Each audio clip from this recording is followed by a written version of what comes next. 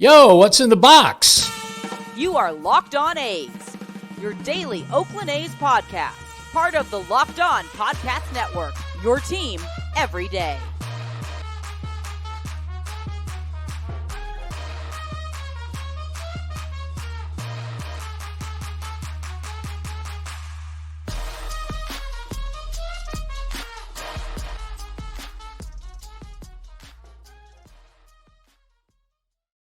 Hey, it's another episode of Locked On A's. How you doing? I'm Wayne Coy.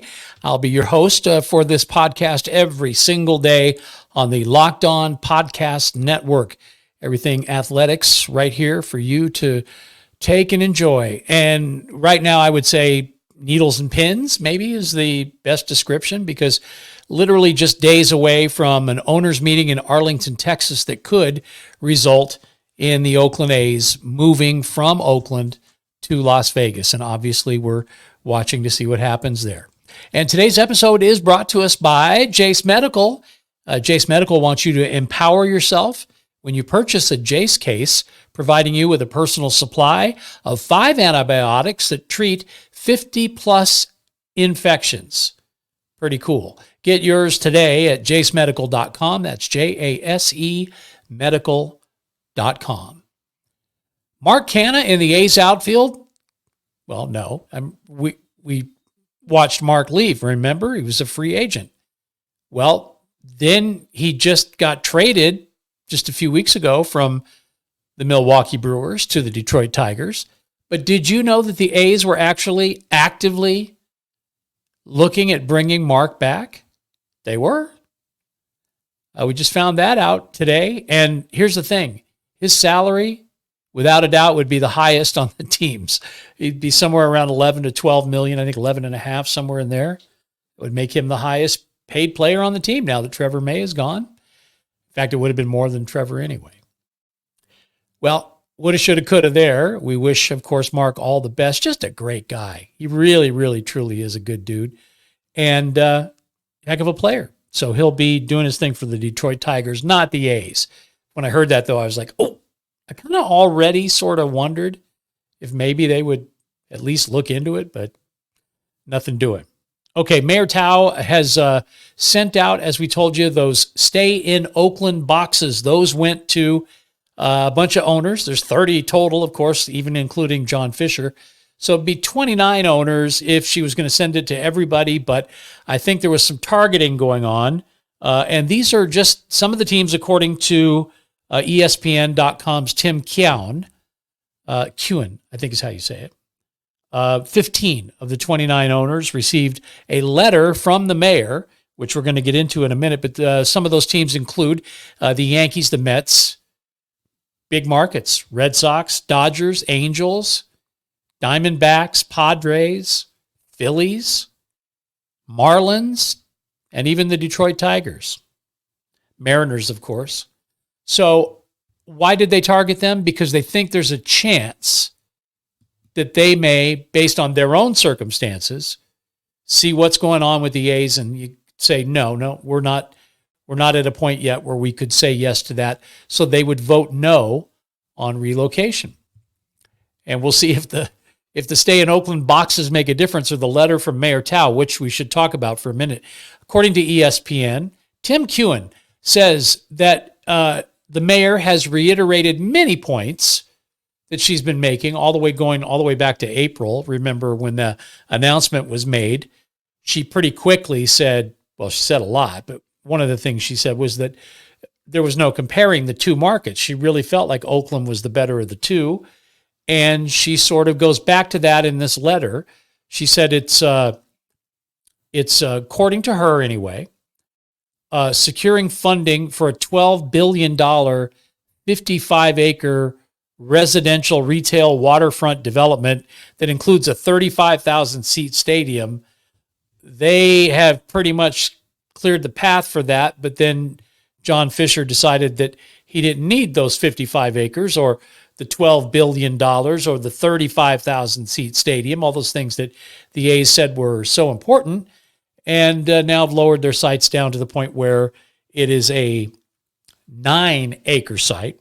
Here's what the mayor says. She says, quote, "The proposed funding assistance for a new stadium development is nearly triple the $380 million that the A's have reportedly secured in Las Vegas for a much smaller stadium project. There's a clear path to build a state-of-the-art new ballpark here in Oakland, and to do so just as expeditiously, if not more so, than in Las Vegas. So that's a letter, and she sent it out, and I think she hopes that it lands. It does question the economic wisdom of Rob Manfred's decision to absolve the A's of their relocation fee, which a lot of people expect a team that's going to be relocating to pay. And the guesses are that that's somewhere in the neighborhood of $300 million. Mayor Thao says the A's are reportedly counting on hundreds of million dollars of relocation fees to be waived as part of the move. Not only would this require MLB owners to make a major financial sacrifice, it might also create a precedent that could cause other teams to seek similar considerations.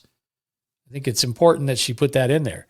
Moving the A's to Las Vegas would remove the market from eligibility as a potential expansion site, closing the door on the hefty expansion fee expected to be over $2 billion. A new Vegas-based team could contribute. In sum, we believe that keeping the A's in Oakland while evaluating an expansion opportunity in Vegas is by far the most lucrative path for MLB over both the short and long term. Into the box that letter went, and they've been delivered in time for those owners to all at least be able to read that letter and also to watch a video, which we're going to share with you here in just a little bit. Okay, so all of that's happening as we get ready for those meetings that are happening in Arlington, Texas. First the World Series, and now the owners' meetings, right? There's one meeting I wanted to have, and that's with you, to tell you about what's happening with Jace Medical. JaceMedical.com is the place to go to get what they call the Jace case. That's going to be antibiotics that are going to take care of you if you're on the road, you're doing business, you're even at home, and for whatever reason you can't make it to the doctor. There's a whole lot right there to consume. Because as you know, getting good health care when you're not in the friendly confines or you're compromised in some way is pretty tough. Really tough.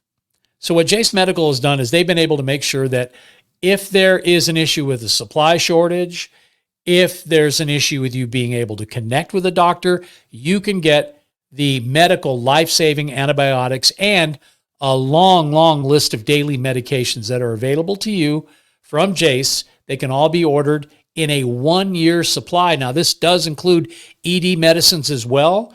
Cialis. I said Cialis, but it's Cialis. Viagra.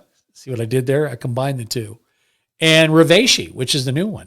You can get those prescriptions as well. So go online right now. Would you do this at jacemedical.com, and you get your 12-month supply on your daily medication, all taken care of by professionals, delivered to you discreetly. And you've got them. They're on hand to take care of you for whatever it is you need. And you can do that with Jace. Make sure you get to jacemedical.com. And when you go there, use the promo code. It's locked on. And you can get $20 off your purchase with Jace Medical at jacemedical.com. That's JASE medical.com. Well, I wanted to go back just because with this thing happening on Tuesday, the vote, maybe Tuesday, maybe Wednesday, maybe Thursday. But the meetings are Tuesday through Thursday for the owners. I wanted to sort of put my mindset where it was when we first kind of heard that the parallel paths thing was not happening anymore and that the A's were basically focusing all of their attention on Las Vegas.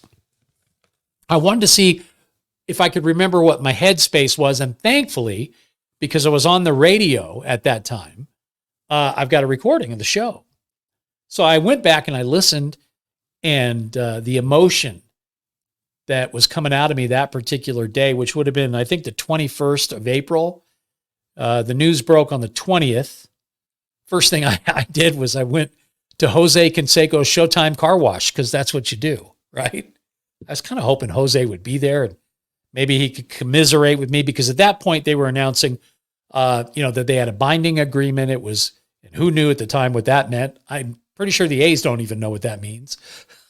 So, they were going to go to the Wild Wild West site. Remember, that was before the Tropicana site came into play. But anyway, I went back and I listened to my show from that day. And here are some of the things, and I wrote down these notes that I talked about. I said that somebody had come up to me at the station and said, "Hey, you're wearing your A shirt. Did you hear the news? Aren't you happy? Your team's coming to Vegas." Because I live here. My reply was, "No, not at all. I'm numb.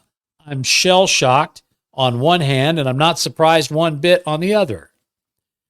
My words on the air that night, describing how I was feeling. I'm hurt. I'm angry. I'm frustrated. You need to know that those three emotions really haven't gone away. They haven't dissipated. They're both there at varying heights, right? I mean, sometimes I'm not angry at all, but it doesn't take a whole lot when I start thinking about this to get a little ticked. Anyway, I said that day or that night, this is like a loss to me. I feel like a member of my family has died.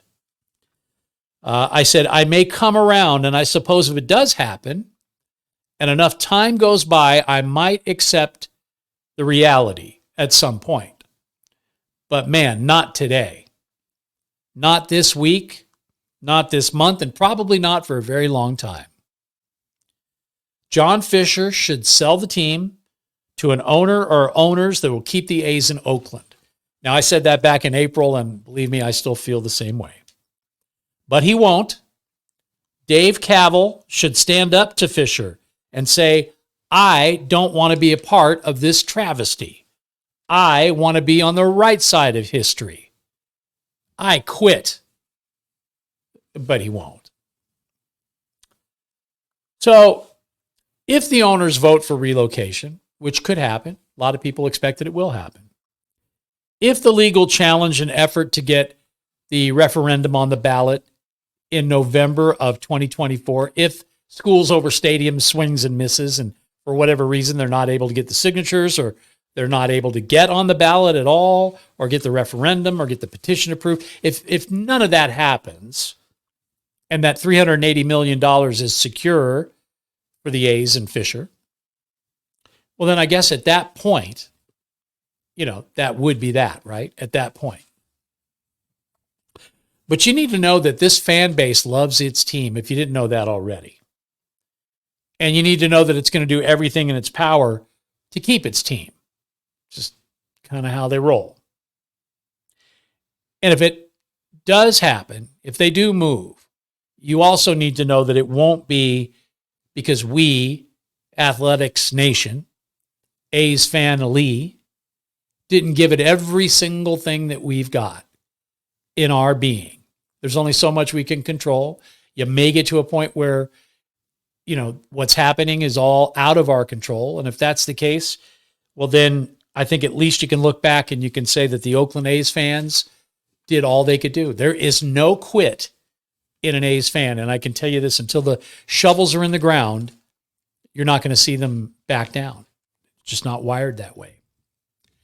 And now that's they, meaning the A's fans. Of course, I'm part of that whole fraternity. And then there's some people that you wouldn't necessarily expect. And I went back and again, listening to the archives of my radio show and then here on this podcast. And I just want to take a sec to thank some of the people that have contributed in one way or the other to the show, either directly or indirectly. Damon M., I can never say his name. It's Amendolara, and I know that, but when pressed to say it, it becomes like Seth Smith used to be to Ken Korak. Just can't say it. Damon Amendola. Amadubadiba. DA. That's why they call it the DA show, by the way, because of that last name. Anyway, CBS Sports in New York is where he was. And now he's doing his show on his own, syndicated, which is very cool.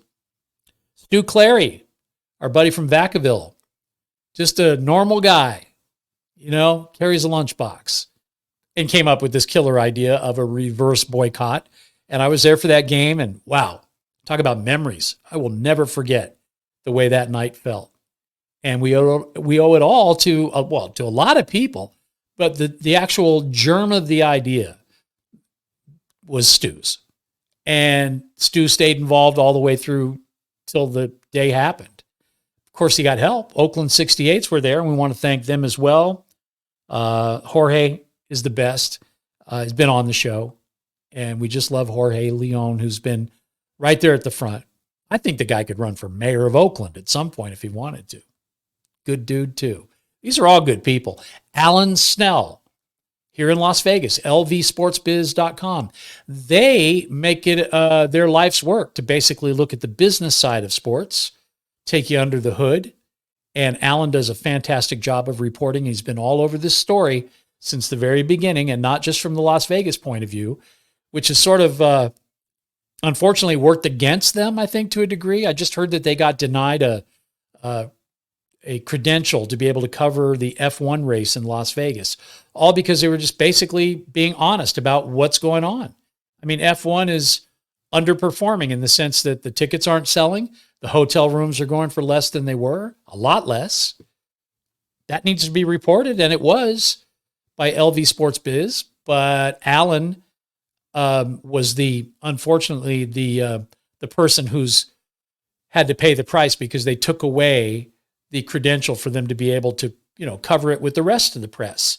I mean, they'll still find a way to write about it, but that's just petty and small-minded. And you're going to see a lot of that as it relates to the A's as well. Gabriel Cullen and Jared Isham, who were just on the show on our last episode. Summer of Sell is the name of their documentary.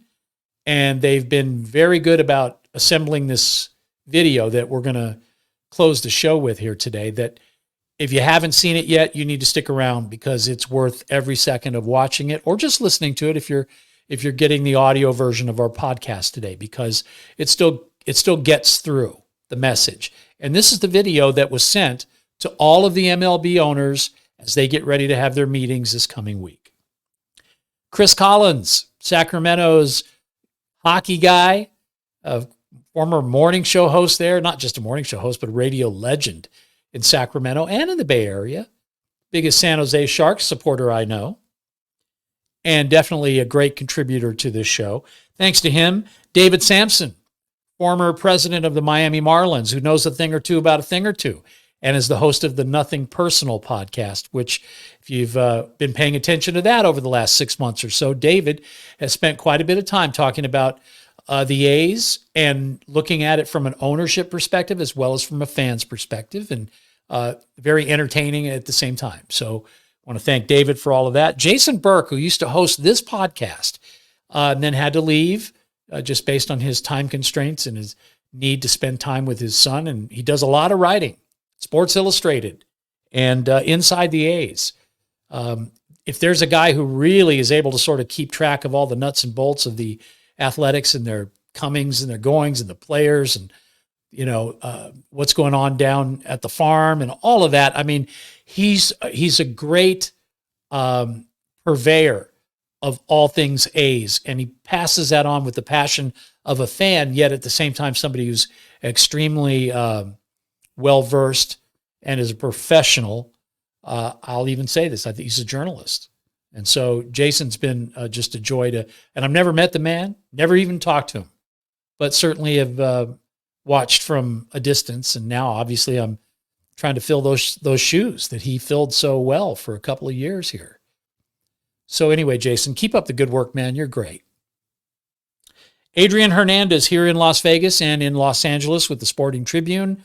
There's a ball of energy for you. He's really probably the biggest expert on wrestling of anybody I've ever met. I mean, he just knows all of that, but he's into baseball too. And he's had some real nuggets that he's been able to deliver. I'm not sure who his sources are or where he gets the info, but every single time he's been right. So we're thankful to Adrian for continuing to contribute to the show. And of course, the finest sets of boots on the ground that you could ever have. And that would be the two-headed monster that is Casey and Brody. Yeah. Those guys just do a great job, of course, ABC7, Casey Pratt, and NBC Sports Bay Area's Brody Brazil. Brody, technically leaving us in the dust. And one day he's going to give me tips on how to improve my studio. I'm looking forward to that. And Casey, just a good old dude too. Saw him at the reverse boycott. Both of those guys have had lockstep coverage of this whole story going all the way back through the Howard Terminal stuff. I'm talking about 7-8 years, of steady coverage.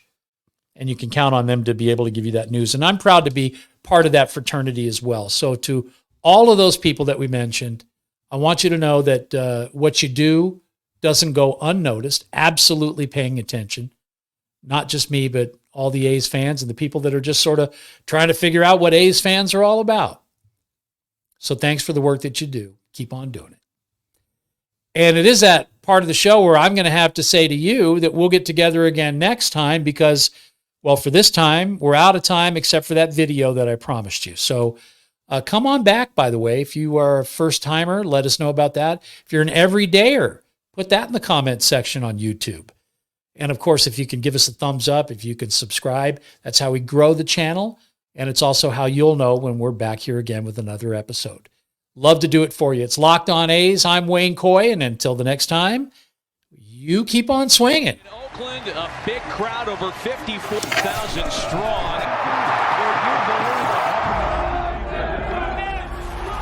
They say baseball is a game of failure, but we see it as a game of triumph. And those highs wouldn't feel so good without the lows, and the lows show us who we are. A community that builds memories together, laughing, cheering, crying, connecting with our heroes and our loved ones. We once played in our front yards envisioning the bottom of the ninth. Now we make family out of total strangers at the ballpark. This is what it's all about. And it's way bigger than just the game on the field.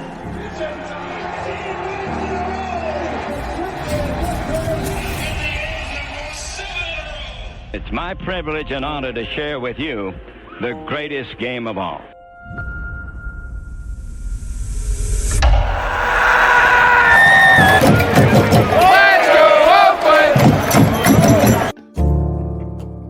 I've literally felt that place shake, and I'm not talking, 89 earthquake Candlestick Park shake. I'm talking the fans are so loud that the whole place is vibrating. It's an amazing feeling. The first game I attended at the Coliseum when I was 14 years old. And I remember going to games with my grandpa the most and holding that really close to my heart because it's the A's and it's my grandpa. They've been the backdrop of so many fond family memories and walk-off wins and all sorts of things that happened at that building. Attended my first baseball game at the Coliseum in 1982. Going to A's games as a youth, my parents couldn't even speak English well. They would feel welcomed. It was a really fun time growing up being an A's fan. My family were raised as A's fans, and that's what they were doing with me. My mom bought me my first set of season tickets. My first game, 1 or 2 years old, and I remember it was like Looney Tunes Day. I just fell in love with the city of Oakland, the magic of the A's and the people, the diversity of the games are so much fun, just has kept me coming back. 1989, I remember that my mom mentioned that my dad was in Jack London to watch the game. Oakland A's take. That's my first memories of, A's. This is a multi-generational team. It's more than just a game. It's a memory. I go on Twitter and I see this tweet saying the A's have a binding agreement with Las Vegas. It felt like a family member died. It's been a constant in my life. I've met some of the best friends in my life. They're pretty much family. It's civic pride, it's culture, it's revenue, it's jobs. It gives kids a place to spend their summers. My kids are in love with this team. And how can you let kids fall in love with a team and then relocate them? So why are we going to continue to support this franchise when it could all just be taken away? If fans mean that little to them, then why be a fan? It has always been baseball's policy and preference to stay put. I feel sorry for the fans in Oakland. I do not like this outcome. I understand why they feel the way they do. I think that the real question is, what is it that Oakland was prepared to do? There is no Oakland offer. By way of this letter and its attachments, I want to make it clear to you, MLB, the relocation committee, and the owners of the other 29 teams, that Oakland very much had a specific and concrete proposal on the table. We had a detailed and mutually agreed upon plan and schedule. And after 2 years of negotiations, we were, I believe, extremely close to finalizing a deal with the current ownership of the A's. First, there most certainly is a site for a stadium in Oakland and detailed plans for that site. Second, it is not accurate statement that there was no offer from Oakland.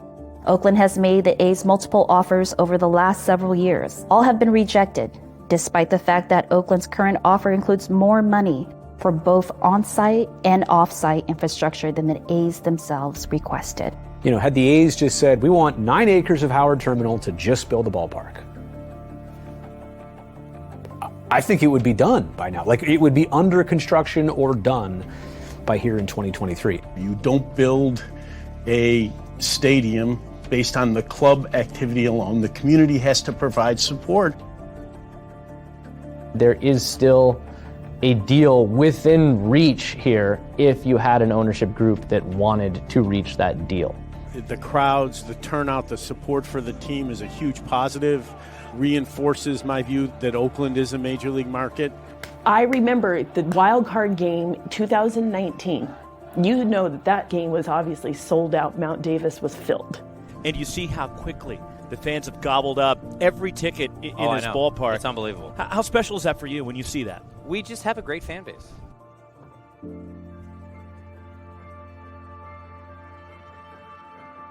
I am compelled to address some of your recent comments about attendance. It's true that attendance has remained depressed in Oakland post-pandemic, but I don't think that would be shocking to anyone who has witnessed the incredible underinvestment in the team during this period.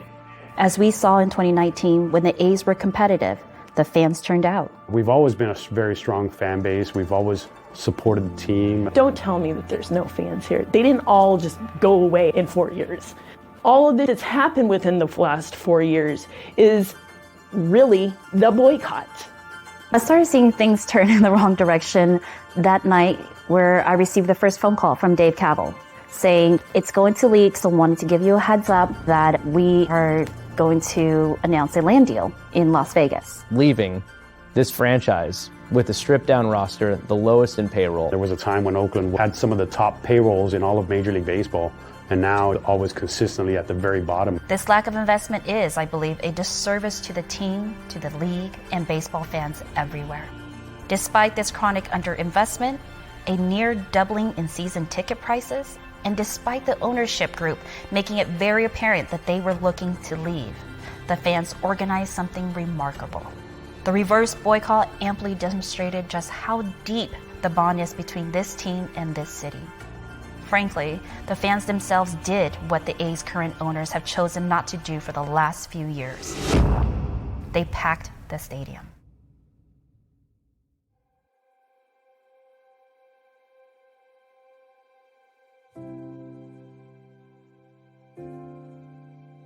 I think Stu Clary said, well, why don't we just fill the Coliseum and just show them that we're actually here? Not going to games, while understandable, feeds the false narrative that the A's fans cannot support the team or will not support the team, somehow don't deserve a team, when I know that's not true. Despite everything the ownership has done to them, with lack of investment, with stripping down the roster, with trading away their best players, with ignoring them, just going away. And on that one night, they made magic. We've been in Oakland for 55 years, so 5th inning. I want for an entire bat, everyone to just stand up, silent, and then we'll do our thing. I was walking through the tunnel to 149 right field bleachers, and it was completely quiet. You just saw people start to stand up. Oh my God, it's working. They're doing this. Every other time I've been in a quiet stadium like that, it was either like a moment of silence because someone died, or like this was a critical play and your team just gave up a home run or something, right? But this was so different. These aren't like paid actor fans who are just showing up for one night. This is what you actually have, and this could be normal. This shouldn't be some special occasion. This should be reality. This could be reality. The crowd goes silent and now getting very loud at the Coliseum.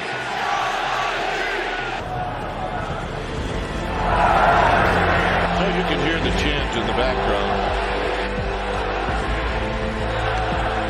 Here come the chants, fifth inning, just like it was back in San Francisco. And this chant is what you hear in A's games in the fifth inning. As you can hear, the cheer has gone from coast to coast and has reached our nation's capital. You can't hear with the pitch count because of the crowd. And now time has gone. Things have gotten loud here. This is certainly a new experience in 2023 at the Coliseum.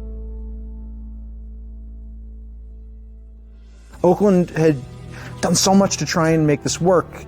Man, this shit matters. Like, we matter to each other. The city matters to us.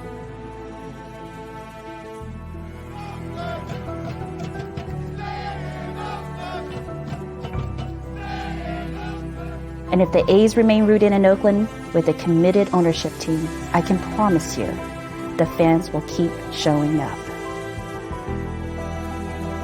It will be a positive if anyone votes no. Man, this matters. This matters. Like, it's part of being human.